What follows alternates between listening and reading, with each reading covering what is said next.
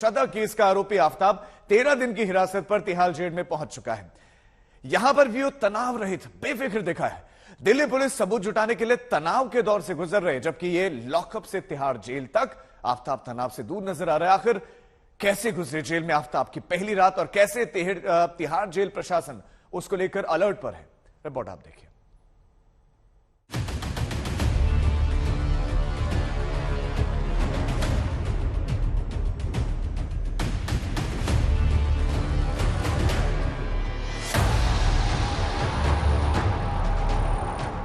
खुद पर अटूट भरोसा करने वाली श्रद्धा की हत्या कर टुकड़े टुकड़े काटने वाला आफ्ताब पूरे 6 महीने तक आजाद रहा।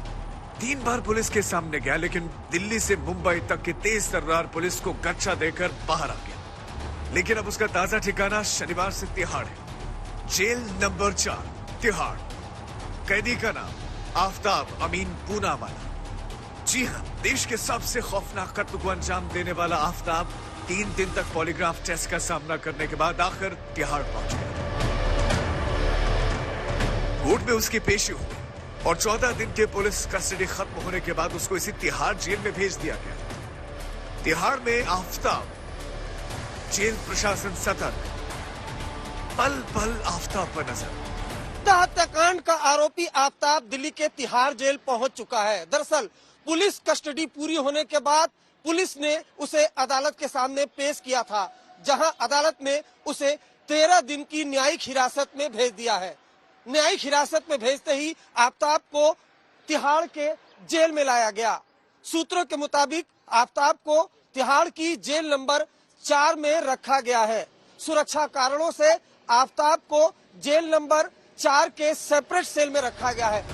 आफ्ताब जैसे कैदी को लेकर पहले ही तिहाड़ जेल प्रशासन तैयार था। उसकी सुरक्षा भी अहम मुद्दा है, इसीलिए तिहाड़ जेल ने सारे एहतियाती इंतजाम किए। सुरक्षा के लिहाज से उसको अलग सेल में रखा गया है। यह ऐसा सेल है जिसमें उसके साथ कोई कैदी नहीं है। सेल के बाहर हर वक्त एक पुलिसकर्मी तैनात रहता है जो उस पर नजर रखता है। ये वो सेल होती है जिससे कैदी को जल्दी नहीं निकाला जाता।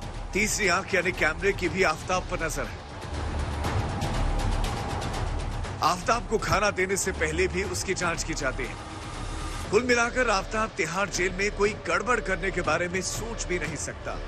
जेल में आफ्ताब की पहली रात आराम से कटी। जेल सूत्रों की माने तो आफ्ताब चैन से सोता रहा। इससे पहले थाने की हवालात में भी वो हर वक्त बेफिक्र सोता रहता था और यही सिलसिला तिहाड़ में भी जारी रहा।